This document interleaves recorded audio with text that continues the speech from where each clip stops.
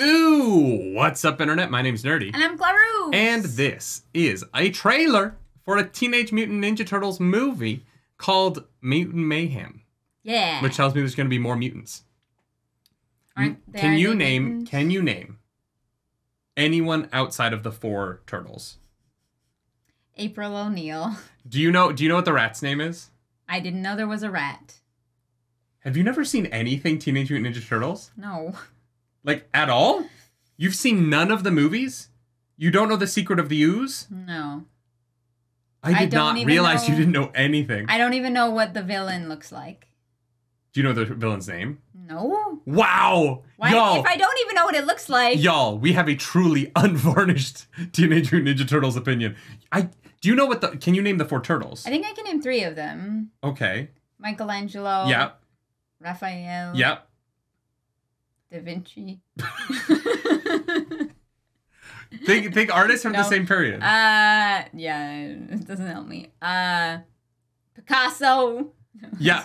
Yep. It's Michelangelo, Raphael, Picasso, and Da Vinci. The four Teenage Mutant Ninja Turtles. Let's watch this trailer. Oh my god, I'm so much more excited now. Wait, what were their names? It's Michelangelo, Raphael, Donatello, and Leonardo. Oh, Da Vinci. Yeah. I was half right, so I got 2.5. You got 2.5 turtles. You know what? I said I would get 3, so 2.5. The rat's name is Splinter. The villain's name is Shredder. Sure. Yeah. But there's also Bebop and Rocksteady. Let's get into it. Can I kick it? I'm awesome. I'm awesome. Boys, where have you been? We're just running errands. That's it? Look, we're really sorry, Splinter. Some of the guys wanted to get pizza, and I tried to talk them out of it. You ratted us out. Hey, don't use that word that way. I mean, it's 2023. Sorry, Dad. Splinter, an aged Jewish grandpa. Guys, if we weren't monsters that were shunned by society and we could do what we wanted, what would you guys do? Go to high school. Maybe get a girlfriend. Can you imagine that? Not likely. Can I kick it? This is insane. Turtle, mutant, karate teens. I want to know everything about you. Our dad is definitely not a giant rat. That makes me feel like he's a rat. Police are baffled by the recent crime wave led by a superfly. Nobody's ever seen his face. Why? Because he kills everyone who does. Whoa. Cool. No, not cool. A bit cool. Can I kick it? We take out Superfly, and then everyone will think we're cool. They'll accept us. Can I kick it? He's making a deal tonight under the Brooklyn Bridge. Can I kick? There they are. Kick. What the? Y'all some little tortoises, huh? I can't believe there are other mutants. You want to roll with us? Humans are never I didn't gonna like the like noise. us. No. That's Bebop and Rocksteady. So we gonna let The pig and the rhino. rule the earth. Peoples, they got to go. Okay, sort of a twist. Interesting. We can't stop him. We gotta try. 6 in the morning, police at my door. Can I kick it? My son, Michelangelo, you have heart. Donatello, you have wisdom. Raphael, you have bravery. And Leonardo, honor. Enough talk. I dream about fighting every night. You've got a rage problem, right? snap. It's not a problem. Can I kick it? Oh, this is fun. Can I kick it?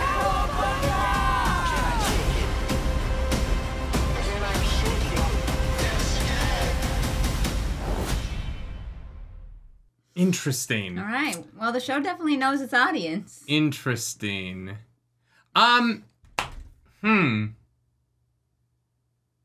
What? It's so one of the things I love the Teenage Mutant Ninja Turtles. I have since I was a know. wee lad. I know. I like the TMNTs.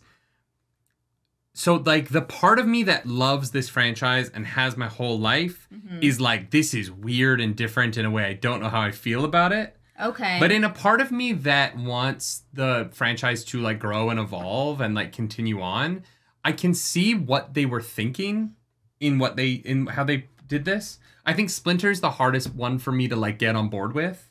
Why? Because Splinter, like, It's just different?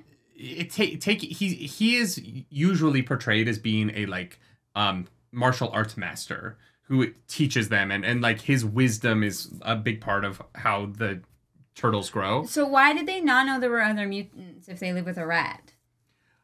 So the story behind the Teenage Mutant Ninja Turtles is that they a like vial of ooze falls into the subway beneath New York City, and it gets on the 5 of them, and then they grow up and they become half human mutants. Wait, are they turtles or are they humans? No, they're turtles, but the ooze makes them human. Makes them half human. Yes. Okay. Yeah. And canonically, so how it's did the rat happen? supposed to be the same ooze that gives Daredevil his powers, but that's a whole other thing. What? Yeah. Okay. But why are they surprised that there's other mutants when they live with a rat? Because it's just the 5 of them. Oh, they got Splinter oozed at the raises same time. them. Depending on the origin story, yes. There's been a few, so like it's a little confusing. Okay, gotcha. You know, there's been 2 live action versions of this. There's been like 17 cartoons. Right. There's 4 different comic series. The claymation style animation looks really cool. I don't know if it's exactly claymation, but like I like the vibe of it. It definitely feels like it's for 10-year-old boys. Yeah, and I feel like what I think they did really well is that they nailed the vibe of like these are teenagers, which is sometimes the problem. Like I feel like the Michael Bay version of the live action that's a real sentence. I promise that is a thing that happened. That version did not nail them being teenagers. Partially because like Megan Fox was like was in it? Yeah, she plays April O'Neil. And so like the thing that this trailer doesn't do well, in my opinion, as someone who loves the Turtles, is I don't like when they try and give the Turtles big bad enemies that they can't fight with martial arts. Like they're the Teenage Mutant Ninja Turtles, and so the bad guys, in my opinion, the best bad guy for them is Shredder, because Shredder is a person that is very good at martial arts and that they can fight with their particular skills. Yeah. And when they try and make the Turtles go up against larger than karate level threats, something just always kind of gets lost in them trying to be superheroes and they're not. Okay. And so I hope that they have found a way to make the third act of this with the giant fly work for me. And more importantly, work for the kids that this is clearly aimed at. Yeah. But it is a red flag for me when I see a project like this and they're like, but they're going to have to fight a 40-foot tall thing. And I'm like, with a stick. Like, I don't know. Yeah. It's just not my favorite direction to take the Turtles. Cool. All right. The April O'Neil change is going to piss people off. I can already tell. Oh, yeah. Someone's going to cry about it. Yeah. Drop dead. I don't really care. I find the people who want... that was harsh. I find the people that want the Turtles to fuck April O'Neil to be weird, personally. And that's my less harsh way of saying, like, it's okay that she's black in this one. She's been white in, like, 87,000 other ones. Yeah. It's going to be okay. Yeah, I don't know how I feel about it. It's so strange. Fair. Some of the comedy really worked for me, though. Okay. I liked the joke. I like, and it's a joke that's, like, it's kind of, it's almost overplayed now. And by almost, I mean, it kind of is. But our dad's definitely not a rat.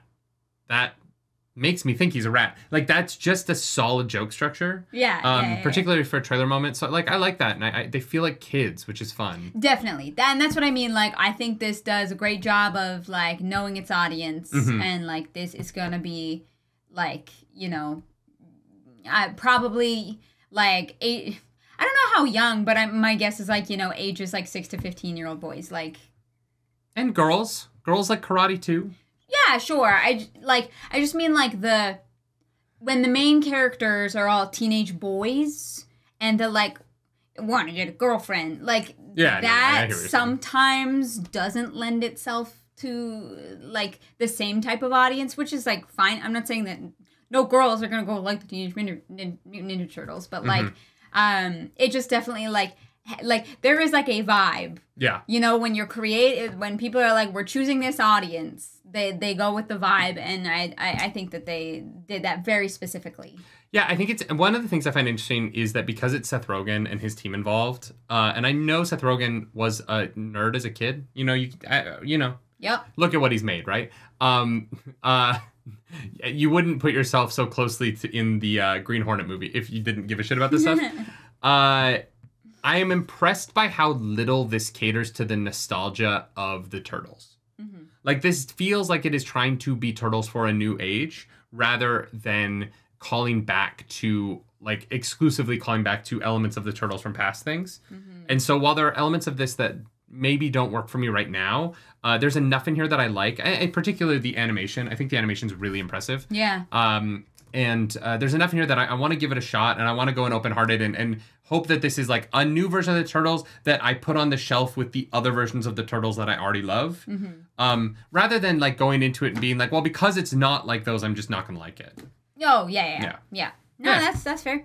Cool. There's so many Turtles things we need to watch. We need to watch old Rubber Suits movies, and you have to see the first Michael Bay one. Do we, though? It is just for like the experience of seeing 12-foot tall CGI turtles hitting on Megan Fox. It is the weirdest. It is one of the weirdest movies ever made. They're 12 feet tall? They're like, yeah, they're so big. They are so large. And the cast is great. The guy who just was in Fast X, Alan Ritchison, who was the agency guy. Oh, yeah. That had the weird like half suspender that I couldn't figure out that entire movie. He is one of the Turtles. Okay. Yeah, and he like famously hated working on it. Fair enough. Not like that. I don't want to misquote him, but just I think the CGI, they had to wear these. They wore shells. Yeah. And so they had to wear these like suits. I worked on the movies. It was like an uncomfortable experience. It's weird because I actually worked on those Teenage Mutant Ninja Turtles movies as an extra. So I saw them in their weird fucking gray outfits. Oh yeah. And my roommate, he was a driver for them for like the whole. Oh, okay. Yeah. But yeah, no. God, we need to watch that. You need to see it just to see it. It's one of those things where you're like, I get why you thought this was a good idea, but it just doesn't work. Yeah. But I'm excited for this. If you like this video, like and subscribe to the channel. If you don't, hit the dislike button. Leave me in comments down below because the algorithm god is hungry and we must feed her. This episode that algorithm goddess is not brought to you. This is Bebop and Rocksteady. Which one do you think is the rhino and which one do you think is the warthog? I'm assuming Rocksteady is the rhino. And Bebop is the warthog? That would be my guess. I've been watching the Turtles for like 30 years. Oh, and you don't know? I can never remember. Oh. They're just Bebop and Rocksteady. If you were to single one of them out, I'd be like, it's Bebop or Rocksteady. It's one of those weird things in my brain. Can't connect. No, that's fair. I understand. Yeah. Oh god. Yeah, I've literally never been able to remember. You're probably right. Rocksteady makes sense for the rhino because he's like skin is harder. Yeah, and it's just R and R. But oh yeah. I didn't have much to go off of. If you want to follow us on the internet, you can. I'm at Nerdy Nightly. I'm at Claris Polaris. Do something nerdy tonight. Bye, guys. Bye.